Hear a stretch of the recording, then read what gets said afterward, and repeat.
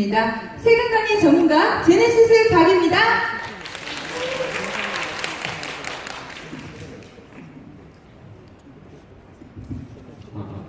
지금 소리 나오나요? 이거 세팅할 때 시간을 잠깐 끌어달라는 의미였는데 바로 소개를 해버리시네요. 할게요. 오케이. 인사드리겠습니다. 저 제네시스라고 하고요. 반갑습니다. 제 소개는 짧게 하고요. 시간이 별로 없어서 여러분들이 관심 가지실 만한 내용을 하나라도 더 알려드리는 게 좋을 것 같아요. 그죠? 제 소개 필요하세요? 네, 그렇죠. 내용 빨리 알려드려야죠. 네이버에서 제네시스라고 하면 자동차밖에 안 나와요. 그래서 뒤에다 박을 하는 거 없어요. 박을. 제 성이 박씨라서 이거 5글자 치면 제 거 블로그하고 책 나오니까 그 내용 보시면 저 개인적인 거는 나와 있을 테고 참고로 뭐 저는 세무사 아니고요. 한때 세무사 공부를 했었다가 그때 있었던 내용을 좀 이렇게 제 블로그에 올렸는데 같이 투자하는 입장이다 보니까 여러분들이 조금 좋게 봐주셨던 것 같아요. 그래서 이렇게 좀 강의도 하고 이렇게 됐었고 실제 이제 14년부터 투자를 시작해서 15, 16년도에 서울에 있었다는 그 하나 운 좋았던 사실 때문에 굉장히 서울 아파트를 그냥 싼 값에 사게 됐고 지금은 용인 수지에서 믿고 계속 지금 투자를 병행하고 있습니다. 이 정도만 간략하게 제가 설명드리고 제가 어제 안양 평촌에서 특정 카페에서 강의를 했었어요. 아시겠지만 이번에 조정대상 지역 추가 지정됐죠? 어디 됐어요? 별로 관심 없으시죠? 왜? 되고 안 됐으니까. 제가 이해할 수가 없어요. 솔직히 말해서. 작년에 제가 만촌 삼정 거기 분양권 갖고 계신 분들 비공개 밴드에서 강의했었거든요. 혹시 분양권 갖고 계신 분 계세요? 되게 많이 올랐죠? 저 강의하고 2주일 있다가 그 세무조사 다 받았어요. 다운계약서 업계약서 그죠? 결론만 말씀드리면 그 사람들 과태료 뿐만 아니라 나중에 그 비과세 못 받아요. 아무튼 뭐 전체 분위기 안 좋아지네. 자 일단 저는 개인적으로 이번에 소송부 정도는 들어갈 수 있지 않을까. 왜냐하면 결론만 말씀드리자면 여러분들이 지금 투기지역, 투기과열지구 그런 거는 뭐 여러 가지 제약 조건이 있는데 그 중에서도 양도세 관련해가지고 관심 가질 만한 지역은 조정대상 지역이란 말이에요. 그런데 지금 현재 투기과열지구, 투기지역 이거는 다 조정대상 지역에 들어가는데 예외가 딱 하나 있어요. 걔가 어디예요? 수성구예요. 투기과열지구 되는데 조정대상 지역 아니라고요. 그러니까 그렇지 않아도 아까 1등 부장님 말씀하셨는데 학군 인기 좋고 공급도 없어서 인기가 좋은 대구 수성구 중심의 아파트를 여러분들 뿐만 아니라 서울에 계신 분들도 와서 내려서 지금 사고 있는 거예요. 왜? 어차피 갖고 있다 팔아도 양도세 그냥 일반과세 들어가니까. 양도세 일반과세 몇 년만 갖고 있으면 돼요. 혹시 많은 분들이 아직도 2년이라고 알고 계신 분이 있죠? 1년에 1년. 그래서 어제 제가 동안구 평촌 가서 강의를 했더니 전부 다 지금 발등에 불이 떨어졌어요. 이 사람들 827 대책 나오면서. 자 그래서 요 사례를 제가 좀 말씀드릴 텐데 좀 약간 경각심을 갖기 위해서 말씀드리고 당장 내일 수성구 지정돼도 아무 이상하지 않아요. 지금 분위기가. 알고 계셔야 돼요. 자 보시면 직장인 A가 있는데 4년 전에 실거주 집을 마련했는데 이거를 매도하려다 포기했어요. 이유가 뭘까요? 계산을 해보니까 직장인 A 입장에서 계산을 해보니까 양도세가 그냥 일반과세면 1,578만 원 정도가 나오는데 이 A가 만약에 집이 두 채가 있어서 양도세 중과를 맞은다 그러면요 양도세 중과 여러분들 그냥 어렴풋이 알고 계시는 게 세율이 한10% 붙으니까 1,578에서 한 10% 정도 붙는 거 아니야? 그런 분 계시죠 분명히. 2,897로 뛰어요. 거의 배로 뛰어요 배. 너 세무사도 아닌데 뭐 계산 잘못한 거 아니냐? 그런 거 아니에요. 맞게 계산했고요. 이 사람이 직장인 A가 3주택 중과를 얻어맞으면 3,870원 나와요. 양도 차익 1억 정도 됐을 때. 그래도 6천 정도 남으니까 팔 수 있지 않냐라고 하시죠? 못 팔아요. 이거. 왠지 아세요? 기분 나빠서 못 팔아요. 진짜로. 그럼 이거 어떻게 하냐 그거를. 제가 직장인 A예요. 제가 직장인 A예요. 저희 집이 4년 전에 샀던 실거주가 한 지금 1억 정도에서 최근 들어서 급등을 해서 한 2억 정도 올랐는데 세부담이 너무 커요. 이거 못 팔아요. 가만히 나는 있는데 누가 와서 손가락을 얹은 거예요. 그 손가락을 얹은 애가 누구예요? 정부라고요. 지금 정부 정책을 보면 그냥 나온 정책이 아니에요. 물론 최근에 좀 약간 너무 좀 감정적인 이야기들이 나오는데 얘네들 다 계산을 하고 있었단 말이에요. 자, 보세요. 작년 파리 대책이 어떤 시그널이었냐면 야, 선수들만 남고 빨리 나가 이거였어요. 그래서 진짜 선수들은 다 나가고 아니면 임대주택 등록 다 끝냈어요. 자, 그리고 잔챙이들이 아직 안 나가네. 야, 그래도 남아있는 애들 다 얼른 빨리 올라와. 임대주택 등록해. 이게 작년에 12.13 대책이었어요. 이미 12.13 대책에 보면 21년까지 임대주택 등록 강화하고 어떻게 하겠다는 내용이 다 로드맵에 나와 있어요. 그거 그냥 올해 세법 개정 안에 들어갔을 뿐이에요. 그런데 여러분들이 굉장히 멘붕에 걸린 거죠. 왜? 그전에는 그런 관심 없었거든요. 연말 연시 때. 아직도 안 올라왔네. 양도세 꽤 많이 나올 텐데 어쩔 수 없어. 이제 시작할 거야. 그게 4일 이번에 양도세 중과 들어간 거고. 자, 이제 웬만한 녀석들은 다 빠졌다고 정부가 파악을 하고 있어요. 그래서 이제 가만히 있는 애들 그래도 빨리 올라오게 하려고 보유세 인상시킨 거예요. 종부세. 근데 지금 솔솔 이렇게 여론 띄워보고 있는 게 뭐예요? 1주택자 좀 건드리려고 하고 있죠. 말도 안 되는 일들이 좀 나오고 있어요. 제가 뭐 개인적으로 지금 현재 정부의 어떤 반감하고 그런 게 아니라 순수하게 저는 세법을 공부한 사람으로서 이 법을 이렇게 법적 안정성이라든가 예측 가능성을 무너뜨려도 되느냐 하는 게 너무 걱정돼서 하는 말이에요. 이제 웬만한 데서 다 올라왔으니까 한 판 붙어가야겠네 하고 있어요, 지금. 굉장히 영리해요. 여러분들 되게 무시하면 안 돼요, 이 정부를. 왜냐하면 이미 출구 전략을 먼저 딱 막아놨어요. 양도세 중과를 해가지고 딱 쳐놨고 가둬놓은 상태에서 계속 보유세 올리고 또 다른 보유세를 올리는데 여러분들이 앞으로 관심 가져야 될 보유세는 뭐냐면 재산세 아니고요. 종부세는 이미 다 끝났고요. 여러분들이 관심 가져야 되는 보유세는 주택임대소득이에요. 작년 12.13 대책에서도 임대주택 등록한 거하고 안 한 거를 차별화해서 과세하겠다라고 했는데 차별화해서 과세하겠다는 게 중요한 게 아니고 미등록한 애들도 과세하겠다는 그 말이 되게 무서운 거예요. 제 말 이해돼요? 네. 등록하면 필요경비를 70%로 올려주고 등록을 안 하면 필요경비를 50% 내린다는 말은 무슨 말이에요? 등록 안 하는 애들 잡겠다는 거죠. 그렇게 와 닿으셔야 돼요. 자, 그러면 등록 안 하는 애들을 어떻게 잡냐? 세법 개정안에 다 들어가 있어요. 내년도 거.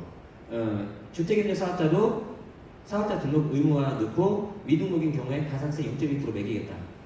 이미 올라와 있어요.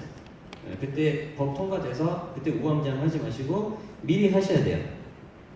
자, 주택은 취득단계, 보유단계, 양도단계 3번 세금을 내는데 곳곳에 지뢰밭이 있는데 지금 여기 보이시죠?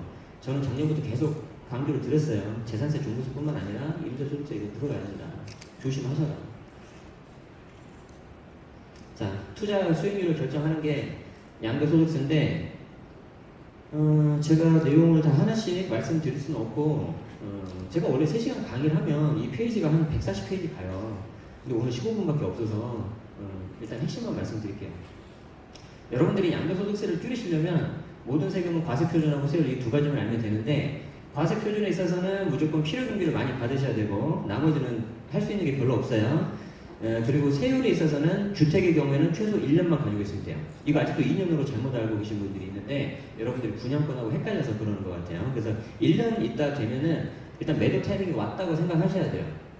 여러분들 그 주택을 사서 사고 팔기 하는 게 물론 없는 살림에 좀 나도 좀 자산 관리 해보고 재테크하자 그런 욕심이 크잖아요, 그렇죠? 뭐 이게 그 임대 시장의 안정화를 위해서 사회적 책임과 역할을 다하고 뭐 그런 거예요, 사실. 그거는 물론 있겠지만 작은 거란 말이에요. 그렇기 때문에 이걸 가지고 매도 타이밍을 놓치는 케이스가 있는데 일단 1년이라는 거를 알고 계셔야 되고 여기에 저는 무슨 말씀을 또 드리고 싶냐면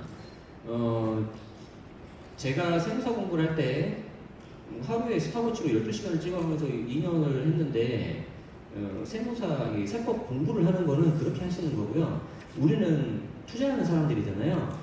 공부하시는 분들은 그렇게 하시는 거고 투자하는 사람들은 그렇게 너무 공부에 매몰되면 안 되고 본인의 전략과 맞는 절세법을 찾으셔야 돼요. 그럴 때 이제 도움 받으시는 분들이 이제 세무사님이고 자 그래서 여러분들이 보유 주택수에 따라서 내 전략을 어떻게 하려고 할 거냐 양도소득세는 주택수에 따라서 완전 달라져요. 그래서 저 주택수에 따라서 좀 고민을 하셔야 되고요. 그렇지 않아도 복잡한데 소재지에 대한 변수가 추가됐어요. 그런데 대구 수성구는 아직까지는 괜찮은데 언제 될지 모르니까 거기에 대한 얘기를 제가 잠깐만 드릴게요. 아까도 말씀드린 것처럼 조정대상 지역이 되면 양도소득세 중과가 되는데 양도소득세 중과는 말 그대로 이 조정대상 지역만 알고 있으면 돼요. 서울은 당연히 다 들어가고 경기도 과천, 성남, 하남, 고양, 광명, 남양주, 동탄, 이에서 안양시, 동안구, 구리시, 광주 택지지구가 들어갔어요. 설마 이 중에 물론 이제 대구 쪽에 많이 투자를 하시니까 수도권 안 가신 분도 계실 텐데 분당이 있어요 없어요? 조정대상 지역에? 분당이 있어요 없어요? 있습니다. 손 들고 있어요 없어요? 있죠. 네, 저 빨간 분 뭐라고요? 성남시 분당구. 그렇죠. 네. 빨간 분은 제가 뭐 하나 드릴게요. 대답을 잘해주시면 제가 뭐가 나와요. 아셨죠? 제가 드릴게요. 가끔 가다가 이 성남 안에 분당이 있는데 이거 없다고 생각하시는 분이 있어요. 그래서 분당을 막 가요. 그러지 마요. 일산 있어 없어요? 고양시, 일산, 동구, 서구가 있잖아요. 그래서 조심하셔야 된다고요. 자, 여기에 안양, 동안, 구리, 광교가 추가됐고 언제든지 대구 수성구가 들어갈 수 있다. 조선일보에 있는 이미지가 굉장히 잘 나와 있어서 제가 따왔고 여기 밑에 있는 거를 추가해서 보면 여기 조정대상 지역으로 들어가면 다주택자 양도세 중과 장기부 특별공제 배제. 그래서 아까 직장인 A 같은 케이스가 나오는 거예요. 부동산 오아시스 가서 열심히 투자 공부해서 괜찮은 물건 고생해서 딱 받았는데 그거 딱 잔금 치르고 내가 아직 이제 매도 타이밍이 안 와서 팔까 말까 하고 있는데 딱 지정되잖아요. 수성구. 그 경우에 이거 바로 적용돼요. 그래서 지금부터 수성구에 있는 물건을 사시는 분들은 언제 돼도 지정이 될 수 있으니까 내가 8년은 가져가겠다 각오하고 가셔야 돼요. 중과 피하시면 그거 돌부치사하면 빨리 팔아버립니다. 그거 각오하셔야 돼요. 지금은 다 8년이에요. 중과 피해야 돼요. 양도세 중과는 우리나라에서 양도소득세를 가장 잘 아시는 세무사님이 상담료가 55만 원이에요. 그런데 이미 몇 년치가 딱 끝났어요. 상담이 다. 그런데 그분도 강조하시는 게 뭐냐면 최소한 양도소득세 중과 이거에 대해서는 세무사들도 실수하시니까 최소 3명한테 상담을 받아라 이래요. 그럼 우리가 지금 우리 같은 일반인이 몇 시간 공부해서 알 수 있을까 없을까요? 몰라요. 그런데 이거는 반드시 알아두면 돼요. 이거 1분만 딱 알아둔다 그래도 몇 천만 원 세금 세이브할 수 있는 게 있어요. 자, 뭐냐면 내가 팔려고 하는 주택이 조정대상 지역에 들어가느냐 안 들어가느냐 이것만 확인하시면 돼요. 이것만. 그래서 내가 팔려고 하는 주택이 조정대상에 들어간다 그러면 이거는 그냥 중과가 적용된단 말이에요. 그래서 복잡해요. 그 다음에 세제기준 중과대상 주택수 따져가야 되고 중과 배제된 것도 따져야 되고 되게 복잡하단 말이에요. 그거는 세무사님한테 맡기고 내가 팔려고 하는 게 조정대상 지역에 안 들어간다 그렇지 않다 그러면은 걱정하지 마세요. 양도세 중과는 안 돼요. 대신 일반적인 양도세 절세법엔 합산과세라든지 공동명의라든지 혹시 많이 팔면 매매사업자 변주라든지 이런 걸 알면 된다는 말이에요. 이거 이해돼요? 이거 하나만 머릿속에 넣으셔도 저는 세금 몇 천만 원 세이브한다고 저는 자신할 수 있어요. 왜? 이거 잘못 파악을 하셔가지고 제가 아는 분도 제가 아는 세무사님한테 연락을 받았는데 펑펑 울고 통화를 했어요. 왜? 자기는 주택수가 2개인 줄 알았는데 알고 봤더니 주택수가 4개인 거예요. 여러분들이 가장 또 오해하시는 것 중에 하나가 임대주택 등록하면 주택수에서 빠지겠지 라고 생각하시죠? 한 27분 정도 그런 것 같은데 솔직히 괜찮아요. 지금부터 안 그러면 되니까.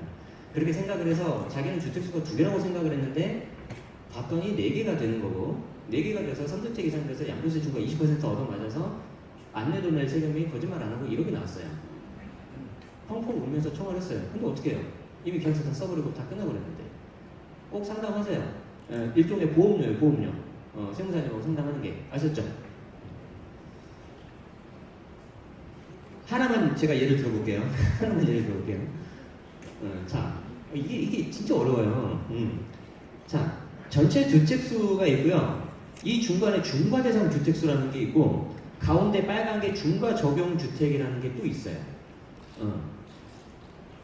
자, 서울에 2개, 대구에 하나, 안양에 하나, 전라도 순천. 안양은 뭐 동안구가 아니고 마랑구 뭐 이런 거라고 가정을 합시다. 자, 전체 주택수 몇 개예요? 서울 2, 대구 하나, 안양 하나, 전라도 순천 몇 개예요? 5개. 그러니까 전체 주택수가 5개인 거예요, 지금 이렇게. 전체 주택수 파란 거 5개예요. 자, 그런데 여기에 중과대상 주택수라는 게 있어요. 지방, 수도권 광역시 이외에 기준시가 3억 이하의 주택은 중과 적용 판단할 때 3억 이하 빼버려요. 그런데 얘는 중과 적용 판단할 때만 빼는 거지 이걸 가지고 비과세하면 큰일 나요. 그래서 잘못된 정보가 막 가끔 이게 블로그에 나오는데 지방에 3억 이하짜리를 100채를 가지고 있어도 내가 서울에 하나 갖고 있으면 지방 100채가 다 빠지니까 나는 서울에 비과세가 된다. 큰일 나요, 큰일 나. 그런 거 아니에요. 네, 그래서 중과 대상 주택수는 얘가 중과가 빠지기 때문에 이거 빠져서 4개가 돼요. 그래서 중과 대상 주택수 4개가 돼요. 그런데 실제 중과가 되는 거는 대구도 지정이 안 됐고 투규가을밖에 없고 안양, 동아고 빼고 제가 만한 거라 그랬잖아요. 그래서 얘 2개 빠지고 서울만 실제 적용이 돼요. 제가 말씀드렸죠.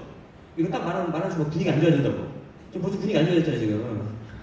네, 그래서 결론은 여러분들이 뭐만 알면 되냐면 내가 이제 중과 대상 주택, 조정 대상 지역에 있는 주택을 내가 팔 거냐 말 거냐 이것만 아시면 돼요. 그것만 조심하세요. 아셨죠? 제가 준비한 게 많은데 시간이 일단 돼서 알람이 울렸거든요. 제가 1분만 더 써도 되죠? 이거는 제가 좀 말씀드려야 될 것 같아요. 뭐 이게 아까워. 네, 이거는 좀 말씀드리고 싶어요. 여러분들이 지금 이제 실거주를 마련하시는 분도 있고요. 투자 물건을 바로 이제 가려고 하시는 분이 있는데 중요한 거는 주택수가 지금 없다고 가정을 할게요. 주택수가 없으신 분들은 일단 종잣돈을 많이 만드셔야겠죠. 네, 그래서 1주택을 마련을 해요. 이때 특별한 사유 없으면 그냥 공동명의 하세요. 주택수 하나, 2개인 거 가지고 임대주택 등록해야 되냐 말아야 되냐 지금 고민할 단계 아니에요. 그냥 하세요. 무조건 공동명의 하세요 그러면. 자, 담보대출 뭘로 받아야 돼요? 고정을 해야 돼요? 변동을 해야 돼요? 고정을 해야겠죠. 이제 앞으로 금리 인상이 좀 올라갈 거니까 고정으로 하시고. 자, 내가 집을 하나 샀어.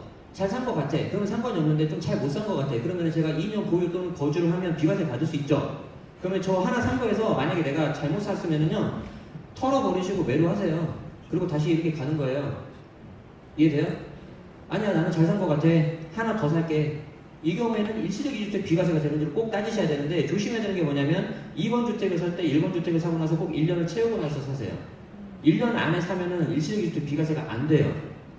거주일세 양도세 비과세는 되는데 그건 또 다른 이야기니까 다음에 하고. 자, 그래서 일시적 2주택 비과세를 해서 만약에 내가 잘 샀으면 그냥 보유 또는 3주택 갈 수 있고 잘 못 샀어. 그러면 어떻게 해요? 하나 팔고 비과세 받고 이것도 받는데 별로 잘못 살 것 같아요. 그럼 또 비과세 받고 현금 캐시 가지고 있는 상태에서 버티시는 거죠. 많은 걸 속을 먹으면서. 언제까지? 이 정부가 끝날 때까지. 이거 어디 나가고 그런 거 아니죠? 올리지 마세요. 자, 나는 근데 2주택까지 잘 산 것 같아. 하나만 더 살까? 자, 하나 더 사. 제가 시간이 없어서 말씀 못 드렸는데 3주택인 경우에도 비과세를 받을 수 있다. 어떻게? 3개 중에서 하나를 날려버리고 나머지 2개를 가지고 비과세를 받을 수 있어요. 여러분들 약간 고정관념을 깨셔야 된다. 이따 질문 시간에 질문 주시면 거기에 대해서 말씀드릴게요. 자, 그래서 3주택까지도 다시 돌아갈 수 있는 길이 있어요. 하나 날려버리고 다시 내가 2주택 된 상태에서 일시적 2주택 비과세 돼서 다시 하나 비과세 받고 또 하나 비과세 받아서 3개 중에서 2개 비과세를 받고 현금 확보하고 또 마른 과수. 됐죠? 3주택까지 제가 무슨 말씀을 드리고 싶냐면 3주택까지는 돌아갈 수 있는 길이 있다는 거예요. 내가 뭘 잘못 사더라도 다시 내가 시작할 수 있어요. 그런데 이제 저처럼 14, 15년도에 그냥 이렇게 산 사람들은 죽죽한 사람들은 갑자기 막 몇 개 돼버리잖아요. 네, 그러면은 이거 재정비 하려면 반드시 주택임대사업자를 고려하셔야 돼요. 거기에 대한 거는 이따 또 혹시 질문이 나오면 해보도록 할게요. 제가 또 다음 순서가 있어서 좀 아쉽지만 여기서 내려가야 될 것 같아요. 고맙습니다.